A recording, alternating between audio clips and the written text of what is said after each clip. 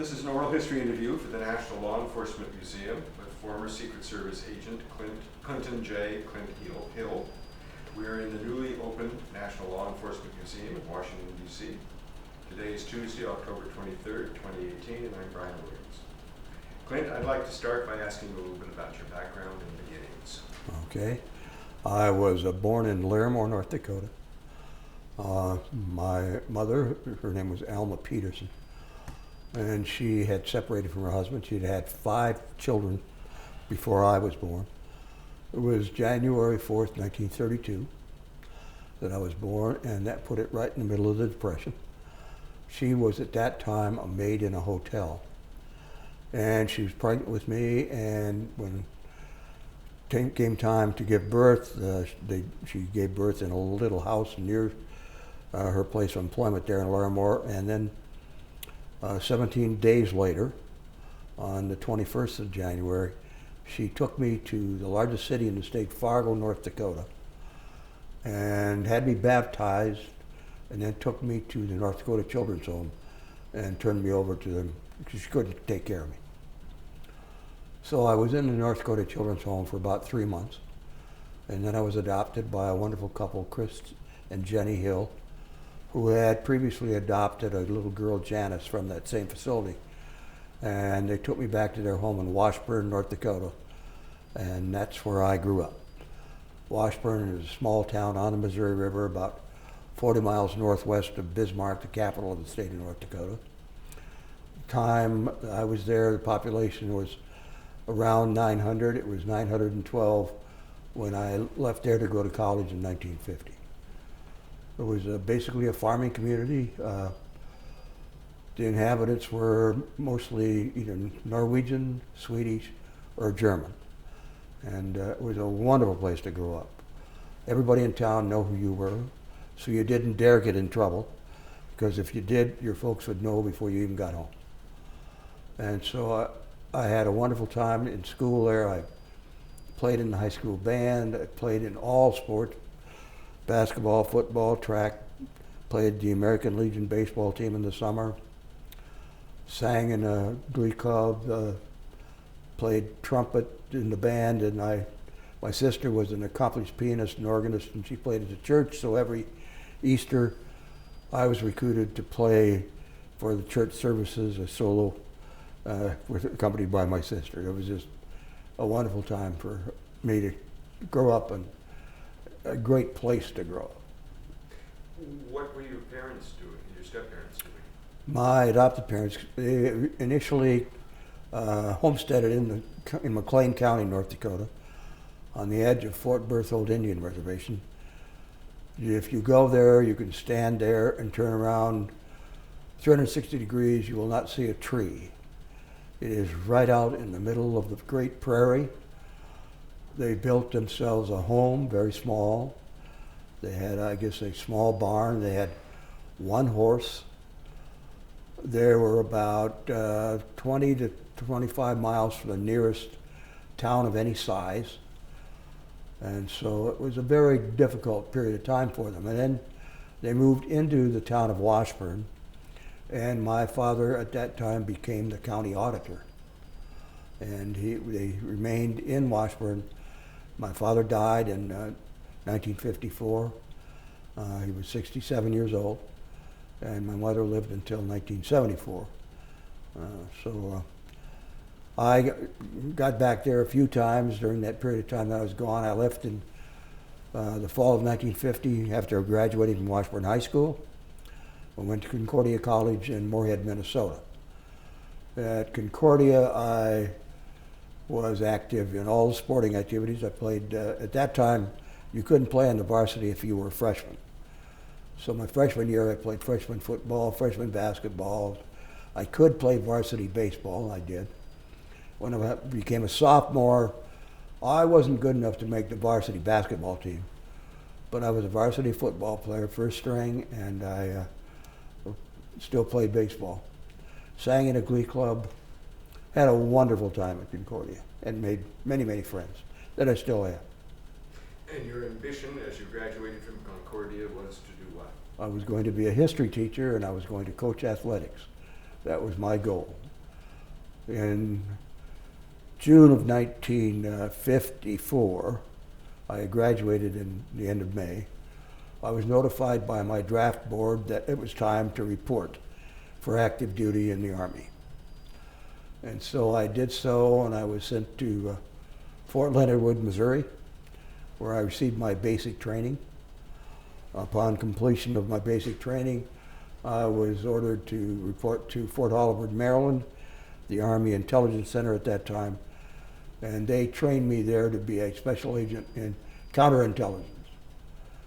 And so I finished that training in early 1955, was reassigned to 5th Army Headquarters in Chicago, drove to Chicago. They gave me free tickets to see a Blackhawks game, and then they ordered me to report to the 113th CIC Detachment, Region 9 in Denver, Colorado. And so I drove on to Denver, and I lived in Denver for the remainder of my time in the Counterintelligence Corps. And that's where I was working as a counterintelligence agent. And people may think that's rather strange to have a counterintelligence office in Denver, Colorado, but the reason we were there was that just outside of Denver was a place called the Rocky Mountain Arsenal. And one of the things that the Rocky Mountain Arsenal manufactured was nerve gas.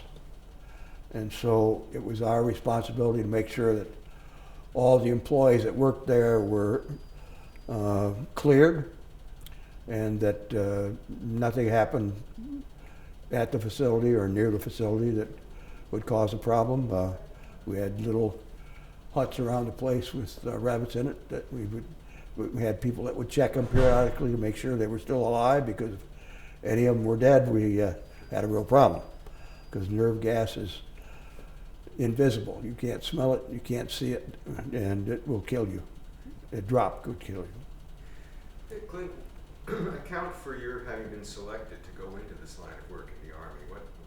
How did you stand out, or did you volunteer, or how did that happen? No, it was a selection on the part of the Army to send me to the Army Intelligence Center. The only thing I can attribute it to is that my test results from the tests I took when I entered the Army. While I was in college, I did do some work. I got a job with a credit card company running investigations for them. And that was a part-time job while I was going to college, trying to make ends meet financially. And that may have contributed to that I did have that kind of background. And did you find yourself enjoying it, watching the rabbits in Colorado? Well, that was just that most of the other people watched the rabbits. I didn't have to do that much. I was more involved in running background investigations. I had certain areas I had to cover: the University of Wyoming, University of Colorado, Colorado State University. At that time it was called Colorado Teachers College in Greeley, and a mining company up in the mountains of Colorado that was mining molybdenum, which is a very important ingredient for the manufacture of steel. I enjoyed the work immensely. And so in 1956, I was due to come out. It was a 2-year time with the draft. I re-enlisted. I said I wanted to extend my period for another year. Also at that time, my wife was pregnant, and we were expecting a baby, and I was due to get out on the 13th of July, and the baby was due in a couple weeks after that, so that contributed to my decision to stay in the Army for another year, and our son was born at Fitzsimmons Army Hospital in Denver. But then in 1957, I did get a discharge from the Army and left the Counterintelligence Corps, and I decided I wanted to I was going to explore to see what the possibilities were teaching history and coaching athletics. So the first thing I did is I went back to my home state of North Dakota and went and traveled around the various cities that had openings and into the state of Minnesota. And I found that it really wasn't what I was looking for. And so I went back to Denver, got a job as a railroad detective for Chicago, Burlington, and Quincy Railroad. and applied for a job with the U.S. Secret Service. The reason I applied for the job with the Secret Service, back in 1955, 56, and 57, President Eisenhower would visit Denver periodically because his wife Mamie, her mother lived in Denver, and it was pretty much her hometown. And Ike liked to come out there, play golf, and also go trout fishing up in the mountains. Well, he had a massive heart attack while in Denver, and he was confined to Fitzsimmons Army Hospital. Now, the Secret Service is there to provide him protection, but we, as a part of the investigative arm of the U.S. Army, had responsibility to make sure everything was okay insofar as the Army was concerned. And so we got to know the agents that were there with President Eisenhower at that time.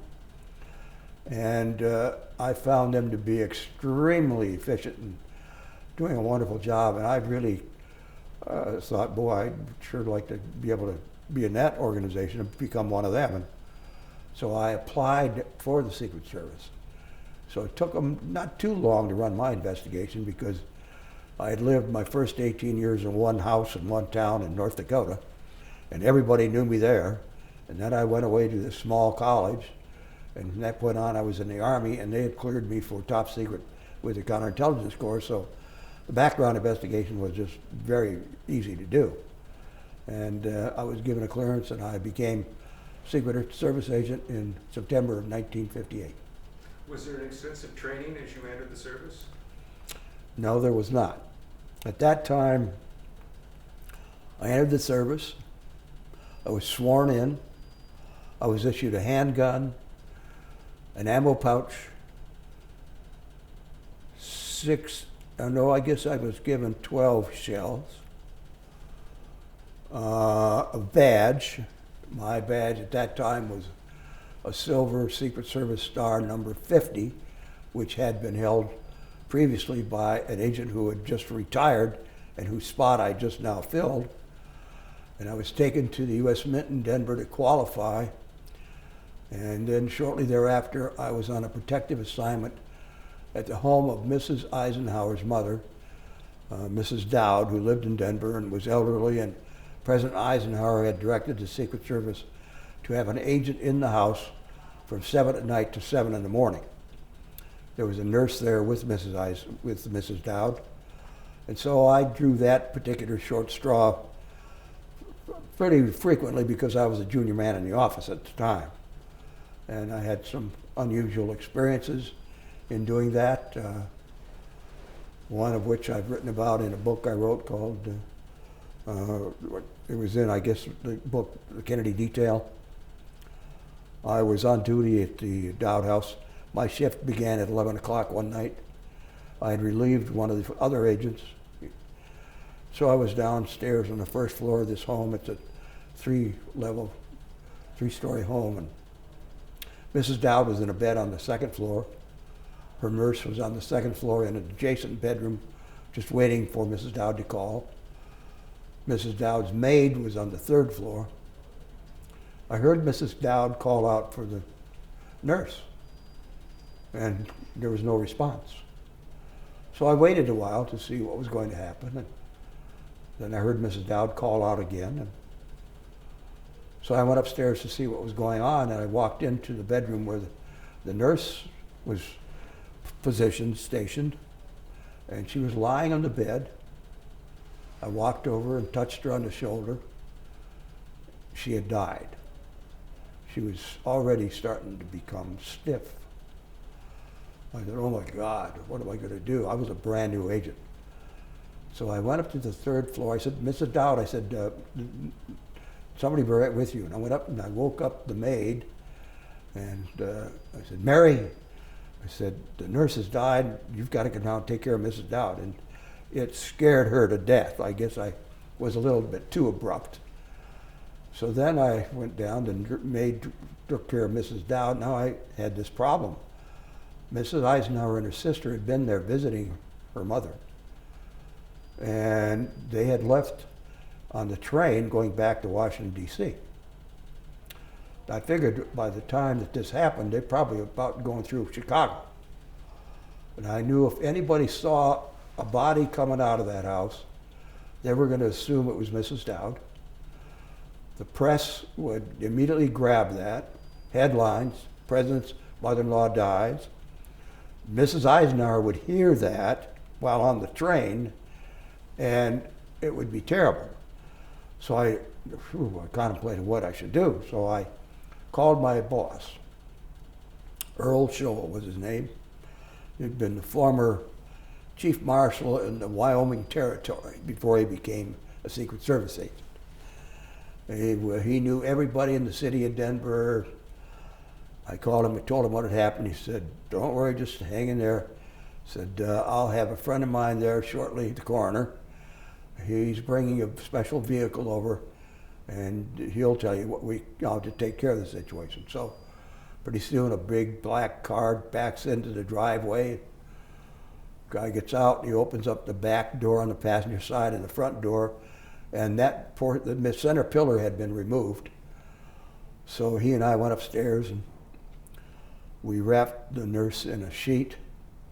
We had to come down a stairway with I guess a 180-degree turn. And we had a horrible time because she was not a small lady. We finally got her down, laid her in the car. He took off. Nobody ever knew the difference. And I went back to my office that morning and I had to write an extensive report, knowing in the back of my mind, the nurse didn't die on my watch. He died on the previous agent's watch. He should have been the one writing this report, not me. But just turned out that I was the one that had to do all the paperwork. That's a great story. Were you also doing the sort of financial investigations that the Secret Service was involved in? And speak about that just briefly. Okay, in 1957, 58 rather, when I came in, we were handling counterfeit investigations. There was some counterfeit currency, not a great deal in the Denver area, but some. But there were a great deal of forgery of U.S. government checks. The checks used to come always in the mail, and all the recipients, whether they be retirement checks or Social Security checks or whatever, oftentimes would be stolen, and then we would work with the U.S. Postal Service inspectors to find out who did this and run an investigation. And sometimes it got a little difficult because of the type of people that actually committed these types of crimes. They're not high society by any means, and they could be problems at times. But it was a continuous effort to try and quell the forgery of government checks, government bonds, that kind of thing. That was the biggest investigative work that we had at that time. And does that continue to be part of the mission of the Secret Service? Well, they have a great deal to do today with financial crimes. Forgery is not the biggest problem because most checks are direct deposit electronically today. Counterfeiting is still a problem, and it's international in scope. A great deal of counterfeit comes out of South America, some other places, but South America is a big source. They also are involved with credit card fraud, with identification problems. If you are having problems with your financial identification problems, so the Secret Service would get involved. So they're involved in a number of things. They're also right now involved, they have, and it's really not part of their official duty, but they're involved with missing children in the United States. So they have a number of things that they're involved with. You don't think of that naturally when you think of the Secret Service. No, you don't. But that's something they're interested in. They're also interested in now with school shootings. They did a study back in the 1990s regarding that subject and came up with some recommendations that most schools try to follow. So your next move then was to come to Washington. Well, you mentioned about training. So while I was in Denver, I was sent back to the White House, what's called the White House Detail, the number of agents at the White House protecting the president. And I was back there for a 30-day evaluation period. And during that period, the agents you work with and the supervisors evaluate you as you to your ability, your capabilities, and are you the type of person they want around the president? And in my case, it was shortly thereafter I was permanently assigned to the White House detail to President Eisenhower. Official schooling, there was at that time what we call TLOTS, Treasury Law Enforcement Training School, comprised of Secret Service. All these were Treasury agencies, alcohol, tobacco, firearms, U.S. Customs Service, Internal Revenue Service, what else? The Drug Enforcement Agency, and the Secret Service. We all trained together. And the facility that we trained in, a classroom, was a one-room classroom on the second floor of a commercial building in right downtown Washington, D.C. Firearms training was either at the indoor range in the basement of the U.S. Treasury building or outdoors at the Arboretum, where we trained with handguns, shotguns, .45 caliber submachine guns, and eventually the AR-15. But that training was somewhat limited. You really learned most of the things on the job working with other agents. So talk about your introduction to the Eisenhower White House and your service there. Well, at that time, there were only, when I came in 1958, there were only 269 agents in the Secret Service worldwide. That was all. And there were roughly, at the time, I guess about 36 assigned to the White House. That number was increased by up to 40 during the Kennedy administration. The detail worked 3 shifts of agents. At that time, I believe there were 9 men on a shift. Then there were 2 agents assigned to Mrs. Eisenhower. We had a detail with the Eisenhower grandchildren in Gettysburg, Pennsylvania. And Vice President Nixon, who was Eisenhower's vice president, there were 2 agents, sometimes 3, that worked with him on mostly a full-time basis, but sometimes he didn't want the agents around. And it was out of necessity that they were there sometimes, especially if he left the country. Then they would send additional few agents to help him, and he managed to get in trouble in Venezuela at one time, Caracas, and the agents had to surround his car, dodge the rocks as they were being thrown at them. But we managed to get out of the situation okay. But the White House, when I first was assigned there, I was in awe as I walked down the pathway to the West Executive Office building and reported to James J. Rowley, the special agent in charge. At that time, I was the junior agent, and I was the bottom of the shift. So that meant that anything that nobody else really wanted to do, I managed to get to do. But it was a wonderful training ground for anybody. You had to memorize all the members of the president's staff. You had to know them facially, know who they were, what their position was. And you got to know all of the members of the cabinet, the vice president and his staff. So it was a very interesting time for a young kid from North Dakota who hadn't been out of the country. During that first 30-day period that I was there, I went to Canada to leave the United States for the first time because the Queen of England was coming to Canada they were dedicating the St. Lawrence Seaway, I guess it was, and Eisenhower and the Queen were going to participate. And then in the fall of 1959, the U.S. Air Force acquired 3 707 commercial type aircraft. And they made them available as executive aircraft to the president. When this happened, Eisenhower realized he could now travel internationally rather freely. And so in the fall of 1959, we took off on a trip. We flew from Andrews Air Force Base to Rome, Italy, had our official visits in Rome, then we flew to Ankara, Turkey. From Ankara we went to Karachi, Pakistan. From Karachi to Kabul, Afghanistan.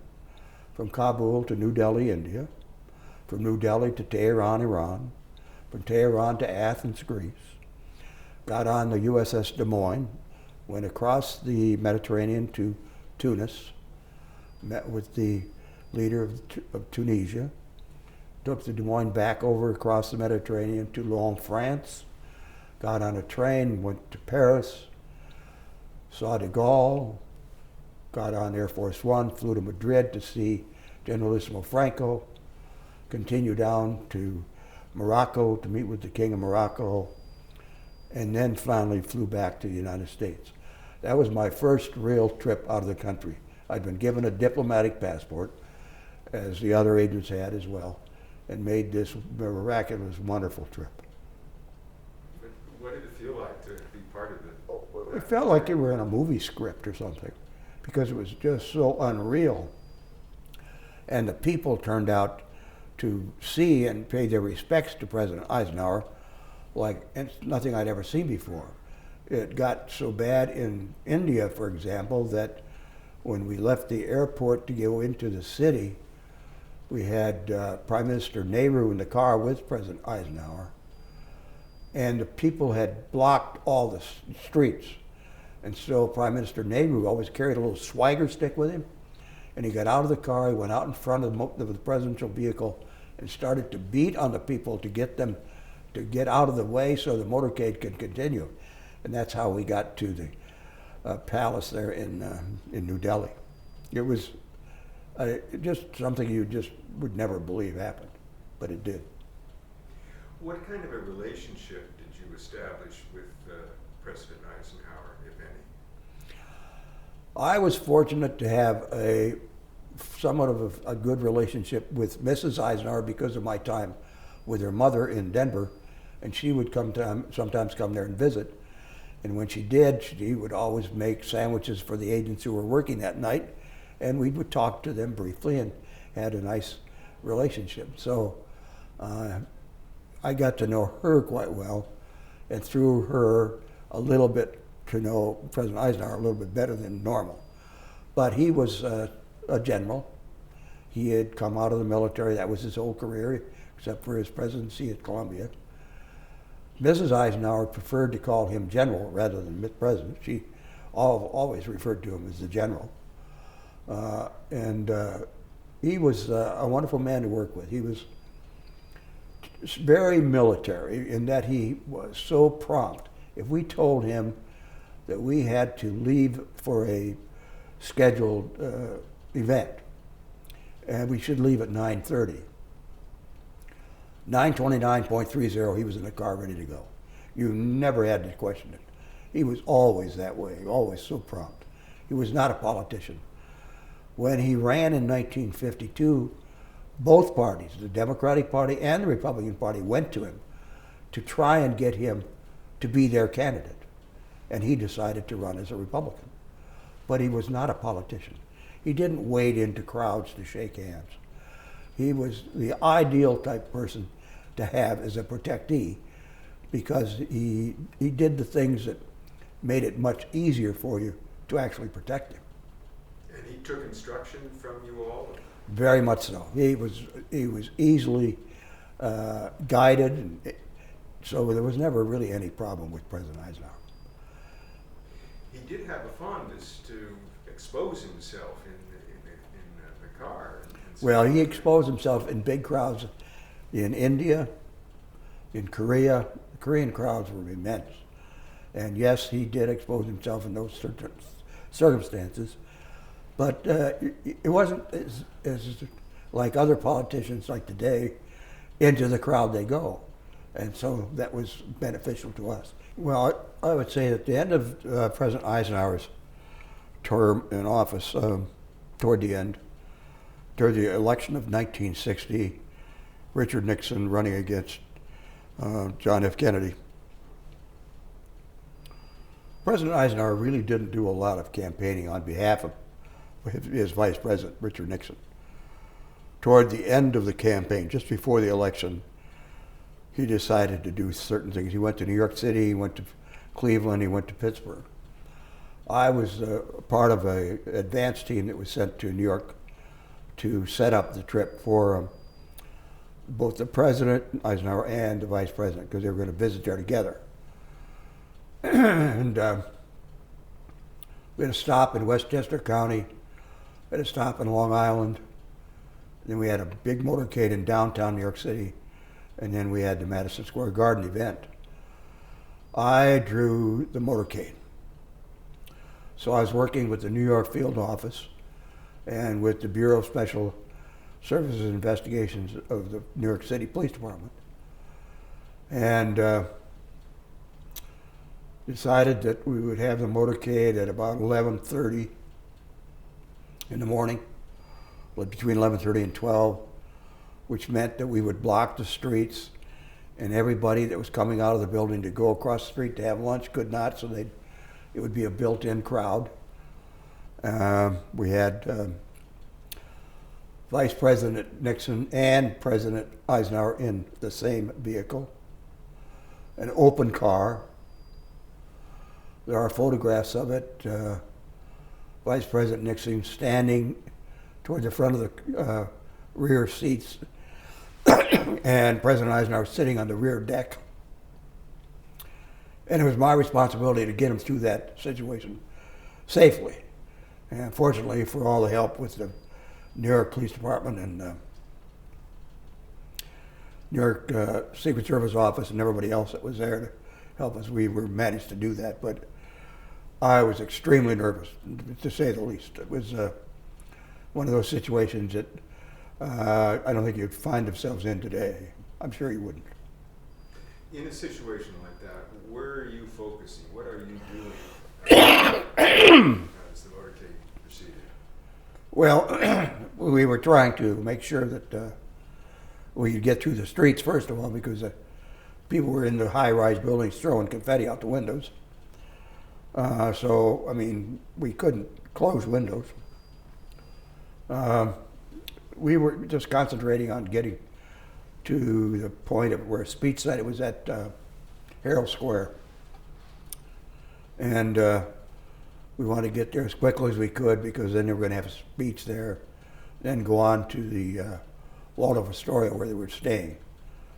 But it was crowd control. It was, you were looking at the intelligence information. It was a very perilous situation. I was very nervous, believe me. I was pretty young, and we managed to get through there okay. So, talk about the succession to the Kennedys. And after the election of 1960, Ike and Mamie went to Middleburg, or to Gettysburg, and voted, came back. The Kennedys were up at Cape Cod. Nixon, I think he was in D.C., but he had gone to California. The next day, after the results came in and Kennedy had won, Eisenhower decided to go to Augusta, Georgia to play golf. So I accompanied him to Augusta, Georgia.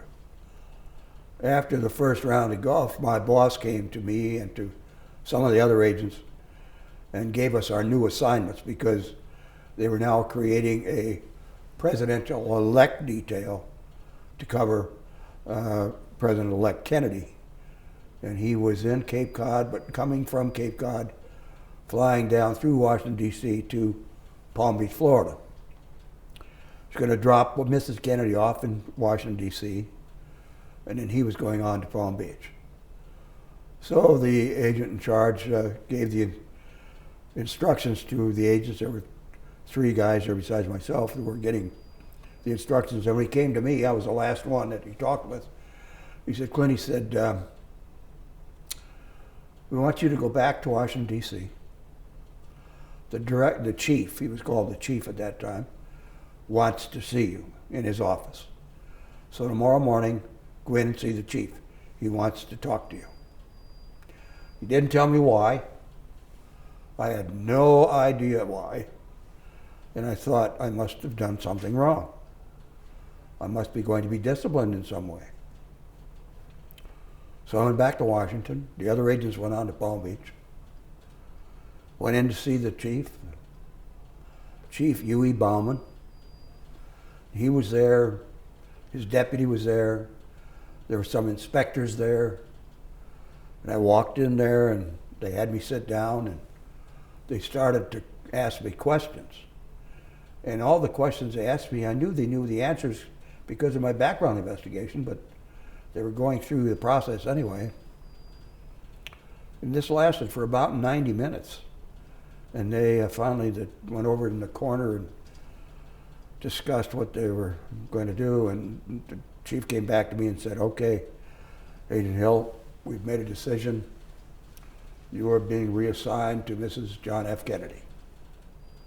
You are to report out to her home. There's Agent Jim Jeffries out there. He'll introduce you to Mrs. Kennedy. I was devastated. I thought I was going to be assigned to the president because that's where all the action always was, with the president. I knew how agents had to do work with Mrs. Eisenhower and with Mrs. Truman. They went to fashion shows. They sometimes went to ballet. Sometimes they just did nothing but watch canasta games. And I didn't want any part of that. But I didn't have any choice in the matter. So the next day I went out and I was introduced to Mrs. Kennedy. And she really didn't want me or any of the agents there because she didn't want somebody looking over her shoulder 24 hours a day. But she knew she had no choice, just like I had no choice. She was at that time very pregnant. She was about to deliver a baby. And so I got to meet Mrs. Kennedy, and I became the number 2 guy on that detail at that time. I subsequently walked with her because she was trying to get some exercise every day, and we'd walk on the canal path and have conversations. And on Thanksgiving Day, President Kennedy came back from Florida to spend Thanksgiving with Mrs. Kennedy and the daughter Caroline in their N Street house in Washington, D.C., in Georgetown. And toward the evening, when the dinner was over and everything, the president decided to go back to Florida. So I talked to Mrs. Kennedy. She was going to just turn in for the night. And so I went home. There were other agents there on perimeter security. So I didn't worry about it at all. I hadn't been home too long. Phone rang. The agents told me that Mrs. Kennedy had gone into labor. They had called an ambulance. The ambulance had taken her to Georgetown. She was about to deliver a baby. I better get over to Georgetown post haste. And so I quickly drove over to Georgetown, to the hospital. Went up to the delivery room where she was. It was an emergency situation. And she had a little baby boy. They eventually named him John F. Kennedy, Jr. Now, the president was in Florida. The plane he had flown down on, that was a Caroline, the family-owned plane, it was kind of a slow Convair. The press had a plane of their own, which is much faster. So he got on the press plane, they turned it around, and they flew him right back to D.C. He got back around 4 in the morning. So I was there as the baby was brought out of the delivery room and to be placed in an incubator, and I saw John F. Kennedy Jr. before the president. I was pacing back and forth like an expectant father, although I wasn't one, and it was an interesting evening. And then from there on, Inauguration Day, I was down in Florida, and I was requested by the President and Mrs. Kennedy to stay in Florida with Caroline and John and a detail of agents while they went back to Washington to attend the inauguration, which in itself was disappointing for me because I'd never been to an inauguration and I'd been looking forward to it, and now that wasn't going to happen. So it was kind of a disappointment. So can you summarize just a little bit the nature of your relationship as it evolved, and then we'll move on to Dallas. Mrs. Kennedy and I got to be pretty close friends. I was with her almost continuously. I did her advance work in places like Paris and India and Pakistan. And as I got to know the family, because we spent a lot of time either in Middleburg, Virginia, at Hyannisport, Massachusetts, or in Palm Beach, Florida. And during those times when the president was there, I also got to become somewhat close to the president.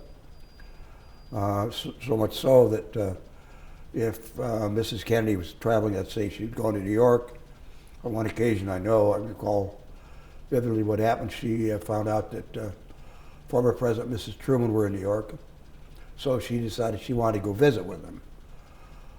But she thought, well, maybe I'd better clear that with the president first. So she had me call the president's office and get clearance for it. So I called, and the president's secretary answered the phone, Evelyn Lincoln. She said, just a minute, Clint. Next thing I know, president's on the line, and he's giving me instructions as to what she should or should not do. And it turned out that he didn't want her to go see the Trumans at this particular time, and we did not.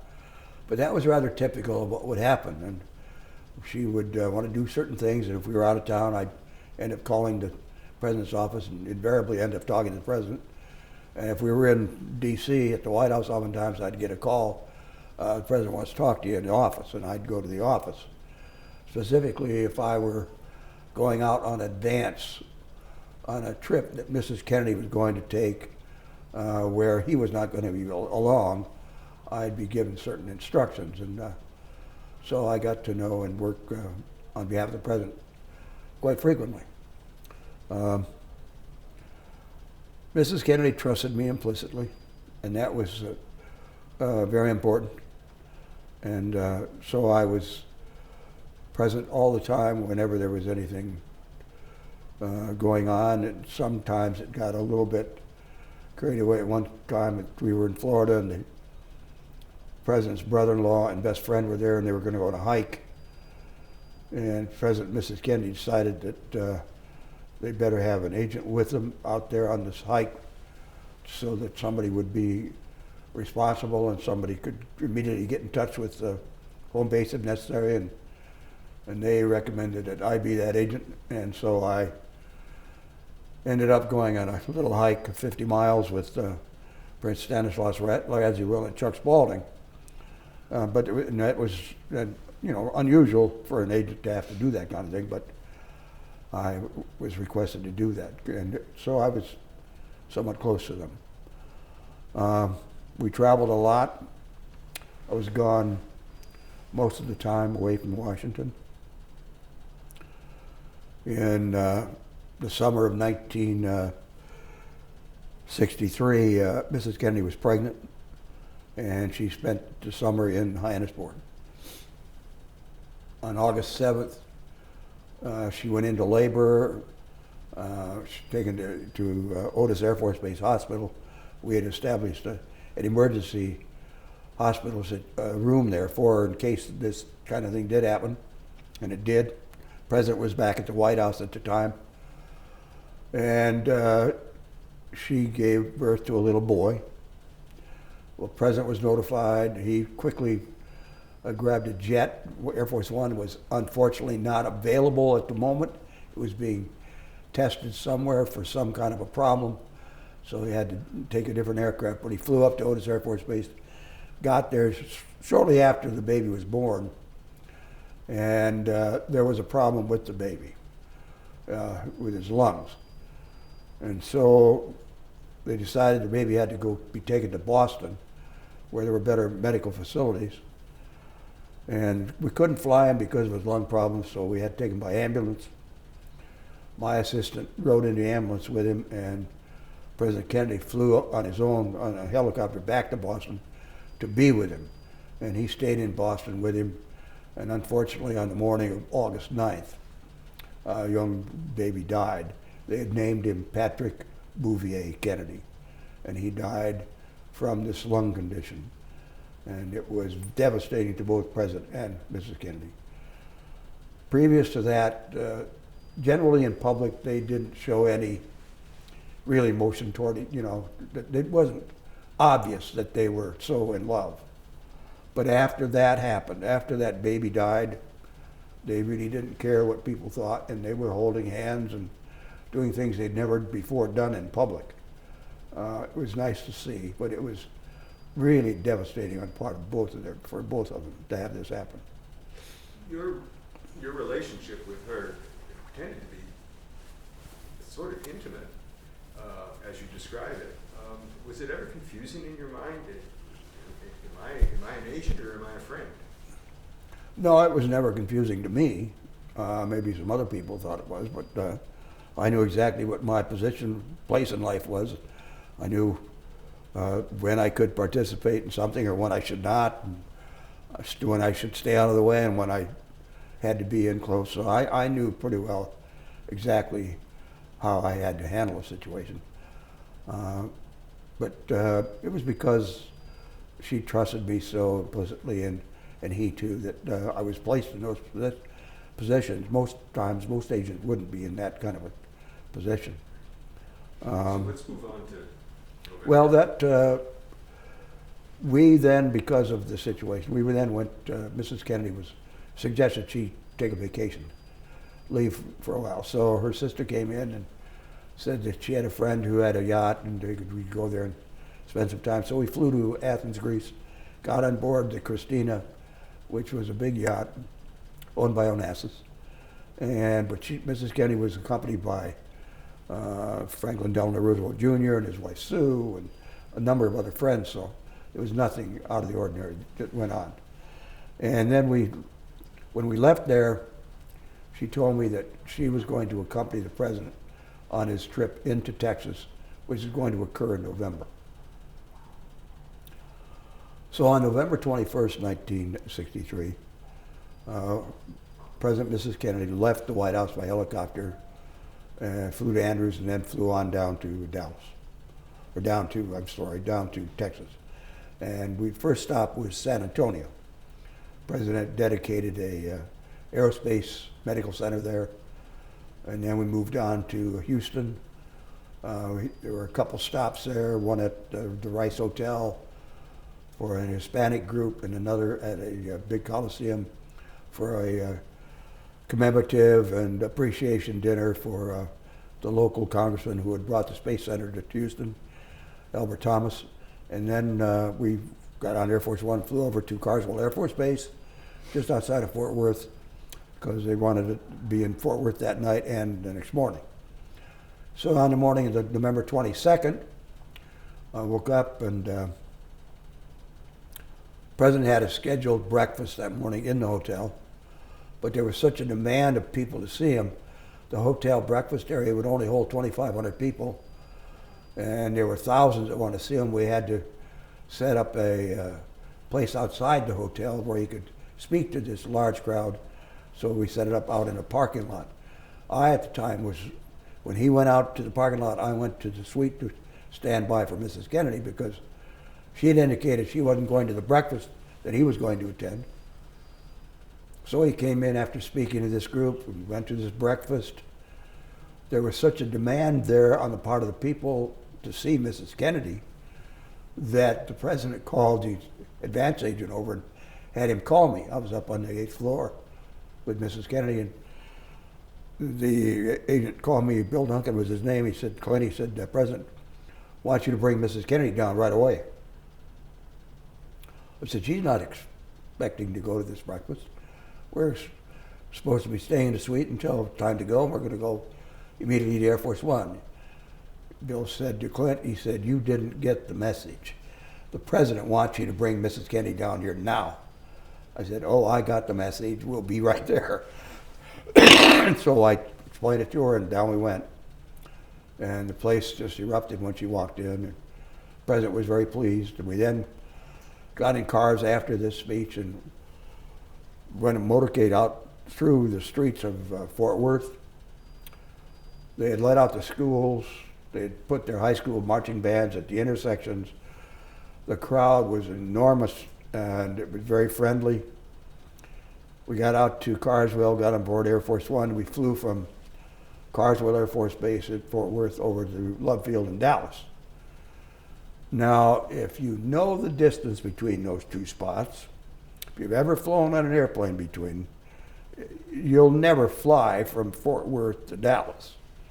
It took you longer to taxi on each end than it did to fly. And so the reason that we had to do that was for political reasons. The politicians wanted a photograph of the president getting off the plane in Dallas. This was a real political trip. It was maximum exposure. Open cars. The president had instructed us not to be up on the back of the car. He wanted it not to appear there was anything between he and the people. He wanted the people to have the belief that he was just one of them. And so that's the way we went in the motorcade from Love Field into downtown Dallas. The crowds grew from the time we left the airport, and they just got bigger and bigger and bigger. We got down to Main Street, and at some points it was difficult to get through the crowd with the motorcade. The local police were doing everything they could, but it was a challenge. And so we finally got to the end of Main Street. We were turning right, we finished that big crowd. We turned right on Houston Street, and then we went about a block, turned left on Elm. And that put us in the middle of Dealey Plaza. And at the corner of Elm and Houston sits a building. It's 7 stories high. It's called the Texas School Book Depository. As we approached the building, we, the agents, in the follow-up car, the car immediately behind the president, which is an open car like the president's car, viewed that building. We noticed that there were like 3 windows open on the side of the building that we were approaching. There were some workmen sitting in one of those 3 windows. Didn't see anybody in the other 2. We didn't think much of it because all the way up and down Main Street there were windows open and people were hanging out of windows, on balconies, on fire escapes, on top of buildings. And so it was just kind of the norm. We made the left on Elm. Now this is a big car, the presidential vehicle, and the turn was, oh gosh, it was more than a 90-degree turn. It was much more so, and so he had to really slow down. And he slowed down, and we started to pick up speed after the slowdown as we're moving on a slope toward an underpass.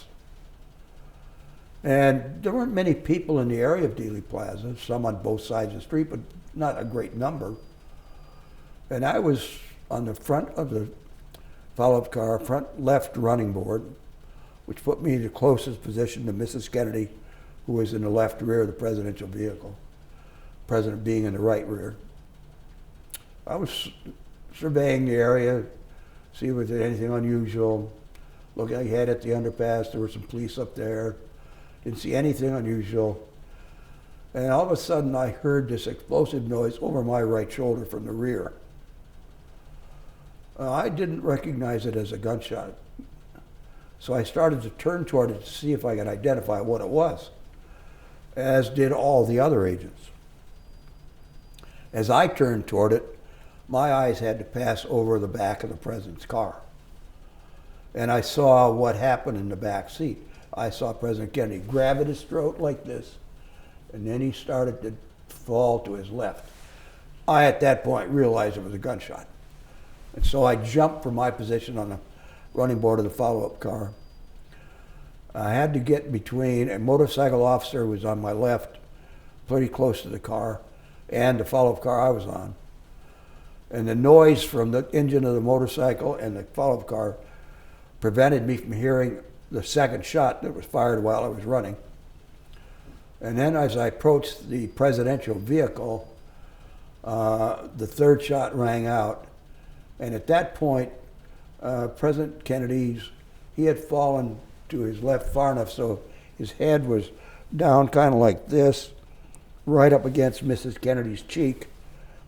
And the third shot that hit him, because the first shot had hit him also, we found out, but the first shot had entered just below the neckline and in the back and exited through the throat. Hadn't hit any hard surfaces. But this shot entered here at the back of the head and erupted here above the ear.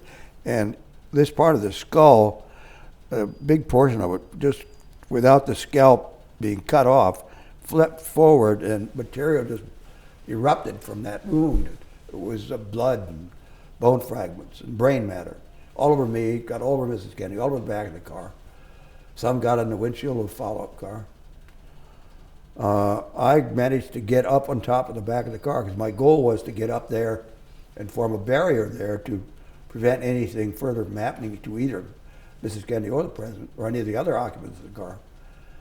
But as I got up on the back of the car, she, at that point, came up on the trunk out of her seat. She was trying to grasp some of that material that came out of the president's head, and she did manage to get a hold of some of it and had it in her hands. And I grabbed her and got her into the back seat. When she got back into the seat itself, the president's body fell farther to its left, and his head ended up in her lap. The right side of his face was up. So I'm up on top of both of them, above the rear, I'm just lying up above the rear seat, looking down at him, and I can see his eyes appeared fixed. I could see the hole in the skull. There was no brain matter in that area. It was all gone. I assumed it was a fatal wound. So I turned and I gave a thumbs down to the follow-up car crew so they would know how serious this was. And then I screamed at the driver to get us to a hospital. The chief of police from Dallas, he got in front of us in his car and he led us to Parkland Hospital. It took us about 4 minutes to get there. We were running 70 to 80 miles an hour. I was hanging on for dear life. I turned my head at one time and my sunglasses blew off. So then we got to the hospital. There was nobody there to meet us, even though they'd been alerted. What had happened was our advance agent jumped out of the lead car, ran into the emergency room, and he found that the orderly that was trying to bring gurneys out, because they had gotten word that Connolly had been shot too, and he had. He was trying to bring out two at one time, and he couldn't do it. So the agent grabbed one, and the orderly brought out the other one. The way the car was configured, that President Mrs. Kennedy and the governor and Mrs. Connolly were in, Governor and Mrs. Connolly were seated immediately in front of President and Mrs. Kennedy. The seats fold back from the front toward the rear for them to sit on. The back of the seat that Governor Connolly sat on was right up against the knees of President Kennedy. And likewise, the seat that Mrs. Connolly was on was right up against the knees of Mrs. Kennedy. So in order for us to help the president, we first had to move Governor Connolly out of that position. And so we managed to get him up and on a gurney, and they ran into the emergency room, put him in trauma room 2. Then we were going to help the president. Well, Mrs. Kennedy had a hold of his body.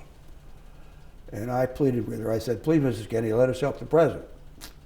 I never even got a response. She just wouldn't let go. And I pleaded with her again, and no response. Now, I'd been with her for a little over 3 years. I recognized what the problem probably was, that she didn't want anybody to see the condition he was in, because it was terrible. And so I took off my suit coat. I covered up his head and his upper back. As soon as I did that, she let go, lifted him up, put him on a gurney, ran into the emergency room, put him in trauma room 1. We no more got him in there than the doctors started to arrive from all over the hospital. At one point, I counted 17. They were in and out. Some were in there permanently, I mean, just doing things. They were trying their best to do whatever they could for him. There was absolutely nothing they could do. Meanwhile, my supervisor told me to open a line to the White House, a telephone line to the White House, make sure that all of our people knew what was going on. So I called, and we had a switchboard in Dallas that the White House Communications Agency had set up, and I got a hold of that switchboard, told them to open the line to the White House, keep it open, don't let anybody interrupt. And I got a hold of the agent in charge of presidential, it was called the agent in charge of White House detail at that time, Gerald Bain, and I was explaining to him what had happened. As I was doing that, the operator cut in.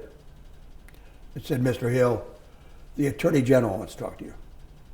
Now, the Attorney General was Robert Kennedy, the President's brother. So I said, "Yes, Mr. Attorney General, what can I do for you?" And he said, "Clint," he said, "what's going on down there?" So I explained that both the President and the Governor had been shot, and we were in Parkland Hospital, and they were doing whatever they could for both of them. And he said, "Well, how bad is it?"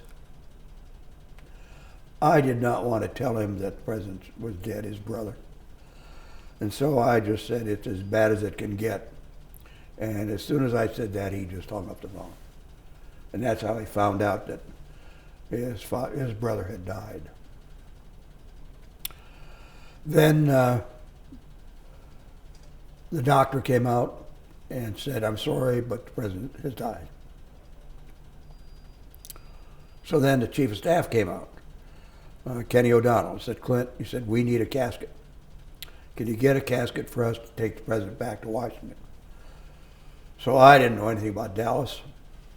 So I asked the administrator of the hospital to put me in touch with a mortuary, and he did. And I ordered the best casket they had me brought to the Parkland Hospital emergency room, and they brought it. I signed for it, and the nurses were preparing the President's body for transporting back to Washington. About that time, one of the officials walked in and said, "What are you guys doing?" I said, "We're getting ready to leave. We're going back to Washington." "You can't do that." I said, "The state law in Texas says that you cannot remove the body of anyone who's been a homicide victim before there's been an autopsy." So we said, "Well, how long will that take?" They said, "Oh, at least an hour, maybe a whole day." We said, "Oh, that's not acceptable.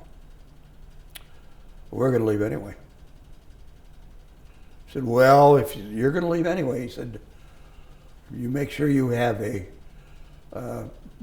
medical professional with the President's body all the time until the autopsy is performed." I said, "Okay." Admiral George Berkeley is here.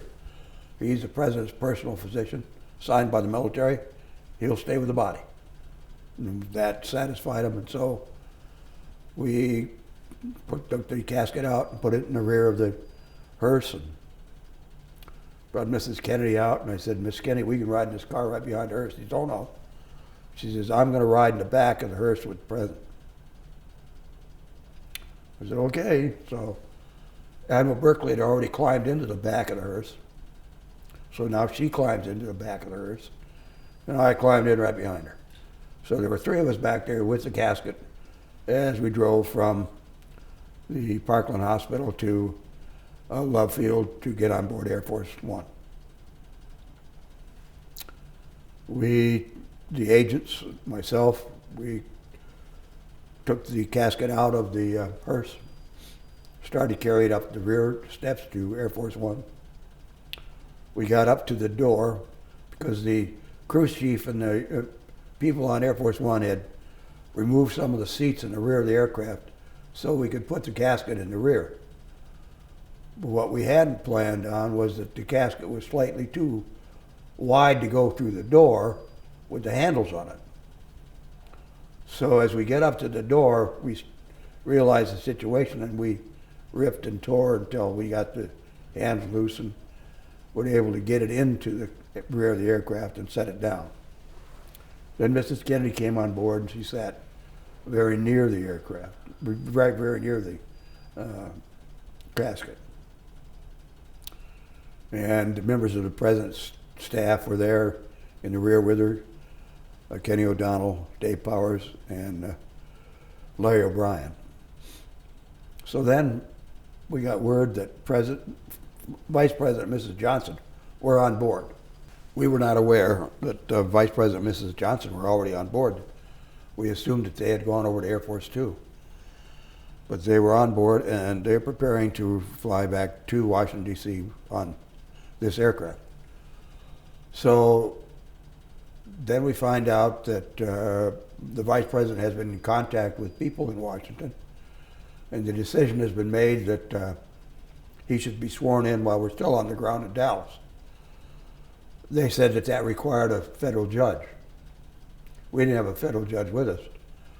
So we had to find one, and there was a recently appointed federal judge, a female, in the area.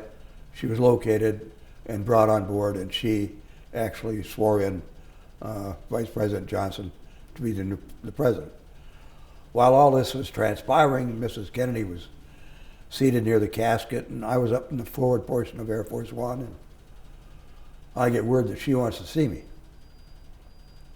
So I go back through the presidential suite where the Johnsons are and all of his staff, and to the back, and she stands up and she grabs my hand and she says, "Oh, Mr. Hill, what's going to happen to you now?"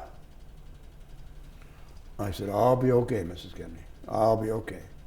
But it was just amazing that she was concerned about not only me, but all the other agents as well who had been there and were unable to prevent this from happening. She was concerned about our well-being.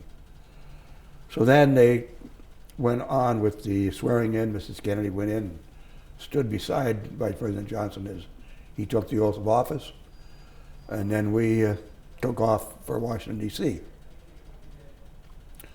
On the way back to Washington, there was a great deal of confusion on the aircraft as to what was going to happen when we got back to Washington.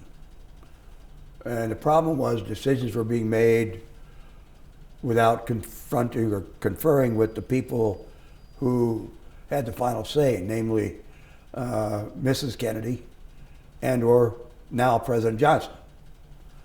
And so they had us doing things that these people didn't want us to do. So it ended up that the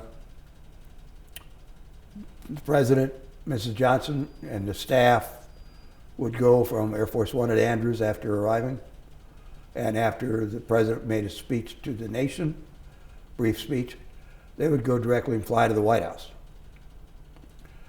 Mrs. Kennedy and Robert Kennedy, the Attorney General, who had run onto the aircraft after it landed in Andrews, would accompany the President's body by motorcade out to Bethesda Naval Hospital. That's where the autopsy would take place. So that's what we did. I went with Mrs. Kennedy and Robert Kennedy and the President's body out to Bethesda Naval Hospital. When we got there, they took the casket, the body and the casket, immediately into the autopsy room. Two of our agents, Agents Kellerman and Greer, went with them. They were met by 4 FBI agents who also went in there, and there were a number of doctors in there. And I took Mrs. Kennedy and Robert Kennedy up to the 17th floor to a presidential suite to stand by for the autopsy to be concluded.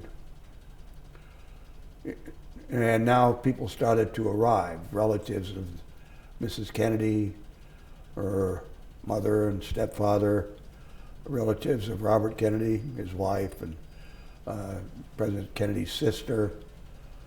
And we kept them all up on the 17th floor. About 2 in the morning, the phone rings, and it's the agents down with the president in the autopsy room. They said, So Clint, he said, they want you to come down here right away to view the body. So that if Mrs. Kennedy has any questions, we know that she'll ask you, not one of it, anybody else, and you can give her the answers. I said, okay. So I went down and went into the autopsy room. The doctors were there. They uncovered the body. They pointed out the various wounds. What was an entrance wound, what was an exit wound. One of the strange things that developed was that while the president had been lying on the gurney at the Parkland Hospital, when the doctors examined him, they never turned him over to see anything in the back. And so they didn't realize that the wound that appeared in the front of the throat was actually an exit wound from an entrance to the rear about the neckline. And they didn't realize that this gaping hole in the skull had been caused by an entry of a bullet lower in the back of the head and the skull. And that was also an exit wound. And so it was amazing that they hadn't discovered that before that, but they had not. And then after they explained everything to me, I went back to the 17th floor.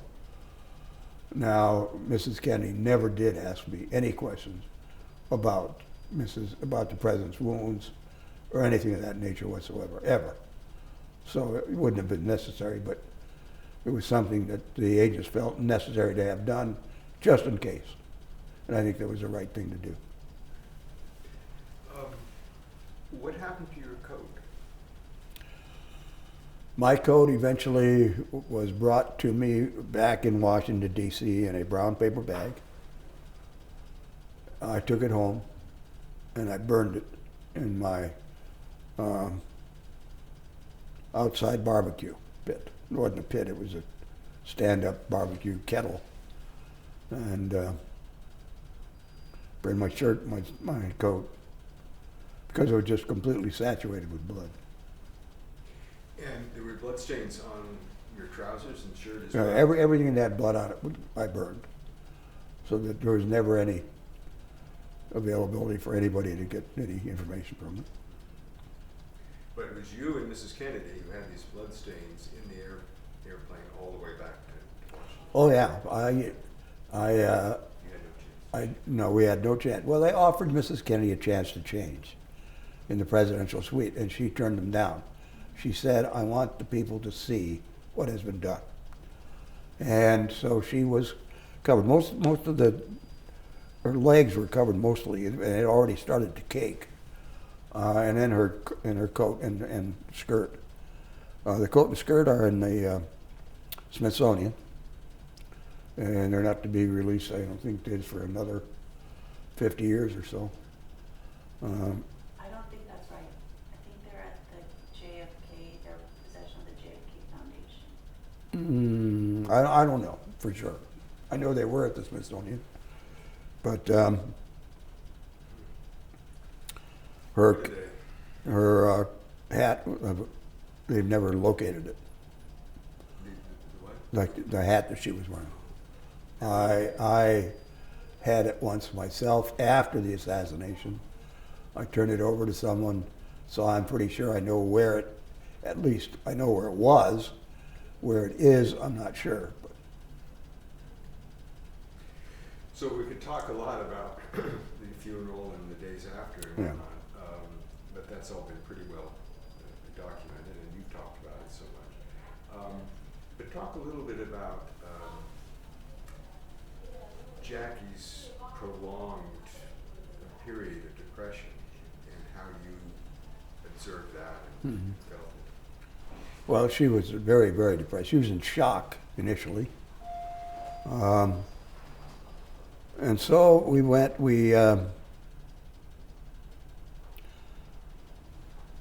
a few days, the assassination occurred on the 22nd of November. The funeral was on the 25th of November, which also happened to be John F. Kennedy Jr.'s 3rd birthday. And she did manage to have a little party for him up on the 3rd floor, of the White House, because she had promised him when we left for Texas that he would have a birthday party. Then that Thursday, I guess it was, which would be 28th, either 27th or 28th, we flew to Cape Cod. She wanted to explain exactly what she knew to the president's mother and father. And so we were up at Hyannisport, and she was in the president's home. She in the president's home, and the 28th was Caroline's birthday.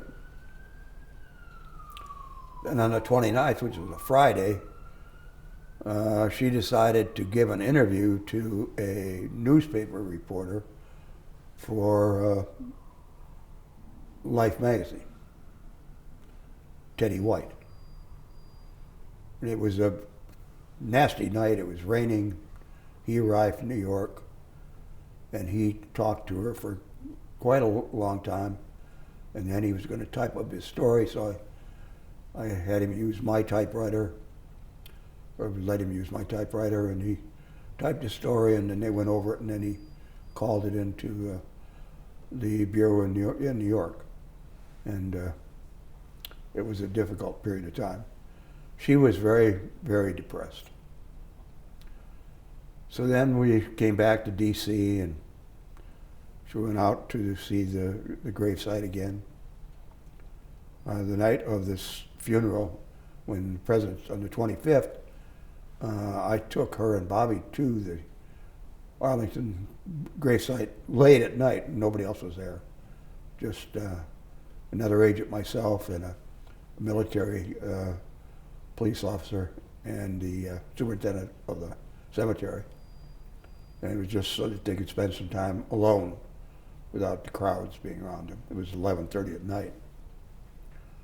So then she was going to move out of the White House, but took some time. She didn't actually move out of the White House until December 6th. And she really didn't have any place to go. She could have gone out to Middleburg, I guess, but she wanted Caroline to continue her schooling and everything, so Ambassador Averill Harriman and his wife moved out of their home in Georgetown, and they had Mrs. Kennedy and the children move in. They left their staff there. And she stayed there and lived there. She didn't participate hardly in any activities. Then we went to Florida to spend Christmas and New Year's. And her sister came in from London with her husband and their children, 2 children, Tony and Tina. And we spent Christmas in Florida. It was an extremely sad time for the agents to see these children trying to enjoy Christmas and Mrs. Kennedy trying to have somewhat of a, an uplifting spirit that just didn't exist. And it was really sad, and that was difficult to go about your daily work seeing all this, knowing at the same time that we had the responsibility to protect him and we failed to do so. So that really bothered me deeply during that whole time. So then we finally came back to Washington in January. She decided she wanted to get away for a while, so she and I flew with Mrs. What's her name?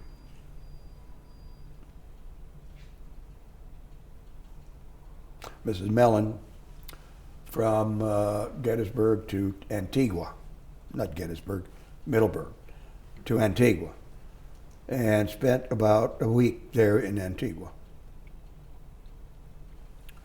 Caroline and John, well, Caroline anyway, she went skiing with Bobby Kennedy's children to get away from Washington. Then when everybody came back to D.C., the house right across the street from the Harriman house came up for sale. And so Mrs. Kennedy, we went over and looked at it. She liked it, and so she bought it. So she moved into that house in January, I guess it was. Then the word got out that she and the children were living there.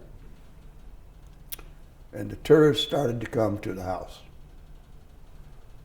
And there was a company in Washington, a touring company, and they began to run tour buses by the house. And it really got to be a problem. People were almost getting up to the front door, trying to look in the windows. I mean, the agents were, doing their best to keep everybody away, but it was really getting to be annoying. And the kids would come out, and people would holler at them, we want a picture and all this kind of stuff. So eventually, Mrs. Kennedy, she and I discussed it, and she said, I want to go to New York and look and see. I might move to New York. One of the reasons being, New York City, she'd walk down the street and nobody paid any attention to her. New Yorkers are so involved in their own lives and so busy that they don't have a time for paying attention to notables. So she and I went to New York. She found a place at 1040 Fifth Avenue, and she bought it. And she moved her to New York. Most of the agents that had been with Caroline and John, all of them in fact, except one, decided not to go to New York. So I had to have all new people in New York for Caroline and John. And myself and my assistant, who had been originally with the kids and now is with Mrs. Kennedy, were the only familiar faces that were around her, which created somewhat of a problem at first, but it worked its way out.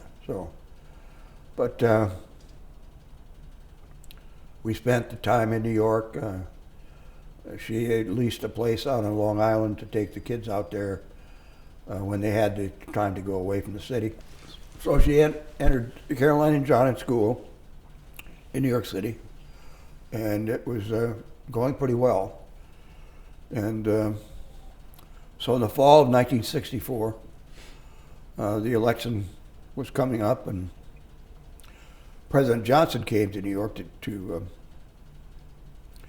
campaign, and Robert Kennedy was running for the Senate from New York. And so they came to 1040 Fifth Avenue to see Mrs. Kennedy, and I was there. And, it was an interesting meeting. They didn't spend a lot of time, but they at least paid their respects. And she was still very, very depressed. And I got word then that I was going to be transferred. I mentioned it to her, told her about it, and she understood. So, because my family was living in Virginia. Now, I hadn't spent hardly any time with my family for the previous 4 or 5 years, so it wasn't really unusual that I wasn't home, but it was just making things worse. So after the election in 1964, Johnson ran and beat Goldwater, and he had Humphrey as his running mate. Humphrey became vice president. And then at that time, I left Mrs. Kennedy. I was replaced by another agent. They had a little party for me in New York for Mrs. Kennedy and her staff. And it was very, very nice. And so I returned to Washington, D.C., back to the White House detail. And now they made me a shift leader. I was responsible on one of the shifts for President Johnson. And that was in November of 1964. So one of the first things that happened was time for Thanksgiving, and Johnson goes to the ranch down in Texas. So I'm down there too. And I'm walking past his kitchen window one day back to the security room, and he sees me and he recognizes me as that agent who had been with the Kennedys. And so he contacted my supervisor and said, I see that Hill guy is here. I don't know that I can trust him. I think you better have him removed. So Agent Youngblood, who was the senior agent at the time, and who Johnson trusted implicitly, he really trusted him, went in and sat down and talked to him and told him that it was in his best interest if I stayed there, that I'd been with Eisenhower, and then I was assigned to the Kennedys, yes, but I was professional and he should reconsider what he had requested, and that they were going to keep me there if they could. And so he said, okay, he'd give it a try. Now, this is 1964. So I was at that time a shift leader. Eventually, I moved up to assistant to the special agent in charge. I spent a lot of time one-on-one with Johnson, especially at the ranch. Then in 1967, I was promoted to the special agent in charge of presidential protection, so I was the agent responsible for Johnson's well-being and safety. And he and I, at that time, we were getting along very well. And he was a challenge. It was a different atmosphere than had been around the Kennedys. And the Vietnam War was going full bore. And we had been to Vietnam. We had been all over the world. And in the fall, or toward the winter of 1967, it was just before Christmas, the Prime Minister of Australia drowned, Harold Holt. And he and Johnson had become pretty good friends, so Johnson wants to go down to Australia to attend the funeral.